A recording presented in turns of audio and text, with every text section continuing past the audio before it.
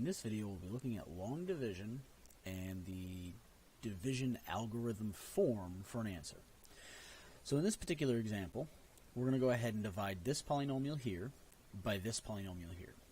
Now when we do so, we're specifically going to have a name for each of these pieces.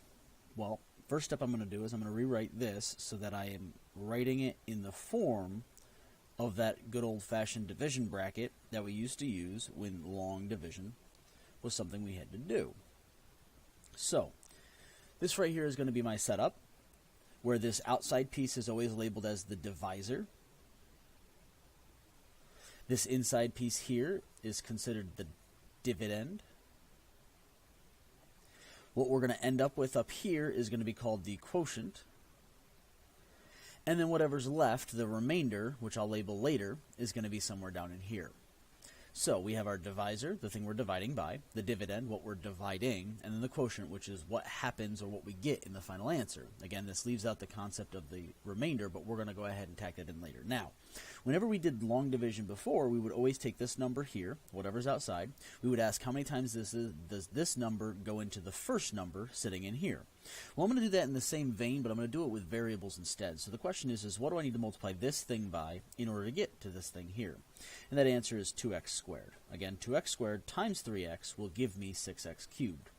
But however, I'm going to have to take this 2x squared, I'm going to multiply it by this entire thing outside. So I'm going to have 2x squared distributed to 3x minus 2. I'm going to distribute that in, giving me 6x cubed over here minus 4x squared. Now I'm going to draw a line here, and again, in good old-fashioned long division, we used to have to subtract these numbers. So I'm still going to do that, but this time I'm going to draw this line, and I'm going to change all the signs in the bottom row. Because by changing all that signs, now I can simply add these terms down. So when I go ahead and add these two terms, I'm going to get 0x cubed. If we don't get 0x cubed, something's gone terribly, terribly wrong. Again, the intent is for us to cancel out this first term. So then right here I'm left with, again, negative, looks like 12x squared. Now my next step is to carry down the next term. Well, I'm going to carry down all the terms because I don't want to miss anything. Not to mention, depending on the setup that we have for our divisor, it might cause some issues with the end result. Now, the question remains, we rinse and repeat. What do I need to multiply 3x by? Again, I always look at the first term out here and the first term in here, and I ask the question, what do I need to multiply this by in order to get this thing? And that's going to be a negative 4x. So I'm going to, outside here, multiply negative 4x times the entire divisor. And this is going to happen every single time. So when I multiply negative 4x times the 3x, I get the negative 12x squared. When I multiply the negative 4x times the 2, I get a positive 8x. I'm going to draw my line here. And once again, I'm going to subtract, which means I'm going to change all the signs of all those terms. So this is now positive. Negative and positive cancel out and give me 0. Again, if that doesn't happen, we've done something wrong. And then I'm going to have 23x minus 8x, which is going to land me with 15x positive left over. Don't forget, carry down the next value. And again, one more time, I'm going to do the exact same thing.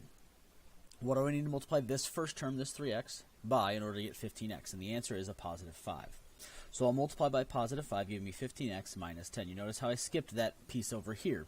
Again, if you're comfortable, by all means go for it. But if you're not, don't skip that step. Show every single one of those multiplications. Again, the multiplication would have been a positive 5 times a 3x minus 2. If you're doing this every time, there's a good chance that you won't make silly mistakes. Now again, don't forget, we must change all the signs. So I'm going to add these two terms together, get 0. I'm going to add these two terms together and get a positive 5. Now, the way I know that I'm done with this division problem is if the power of x in here, that's left over, is smaller than the power of x out here. So because this 5 doesn't have a power of x, and this 3x does have a power of x, then I know that this piece here is still my divisor. This piece down here is the remainder.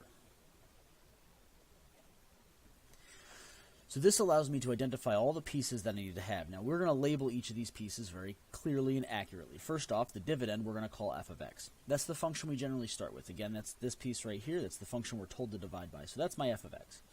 My divisors I'm going to label as d of x. My quotient I'm going to label as q of x. And my remainder I'm going to label as r of x. So labeling all these different functions allow us to be able to easily write the final result. So now we have two different ways we can write our final result. I'm going to call this the divided form first. And the divided form is specifically showing that f of x, the original thing we started with, divided by my d of x, the divisor, is going to be equal to what? Well, if you remember from good old-fashioned long division, we always had my quotient and then plus some value divided by my divisor. So if, say, we did 17 divided by 5, we had 3 and a remainder of 2. But sometimes we didn't like writing it this way. We could say that 17 over 5 is equal to 3 plus 2 over 5. Again, 2 remaining of 5. So this first form is this divided form. It's the original function on the inside, the dividend, divided by the divisor, is equal to my quotient, which is going to be 2x squared minus 4x plus 5, plus my remainder, in this case 5, divided by my quotient, 3x minus 2. Okay, sorry, my divisor, divided by my divisor. So this provides me with my divided form. This, if I'm asked to divide a function and just leave it, this is the answer that I should be looking for. Okay, so again, this divided by this is equal to this. The other form is the division algorithm form. In this form, we have a better setup to be able to see things more accurately. Now, the division algorithm form is nothing more, and I should actually write this formula over here down. This is nothing more than q of x plus my r of x divided by my d of x. That's the form right there. So now, the division algorithm form, however, is if I were to take these pieces, look at them, f of x divided by d of x, q of x plus r of x over d of x, and I eliminate the fractions, meaning I multiply all three of these terms by d of x. This leaves me with f of x equals to q of x times d of x plus r of x. And that, again, is the division algorithm form. So f of x equals to q of x times d of x plus r of x. So, in this form, my final answer would end up being, again, my f of x, the original function I divided by, would be my quotient, 2x squared minus 4x plus 5, multiplied by my divisor, 3x minus 2, plus my remainder, 5. Okay. Now, the reason why we want to know this form is this little number right here, being a specific value, will allow us to identify something very, very clear about this overall function, and this overall function being 6x cubed minus 16x squared plus 23x minus 5.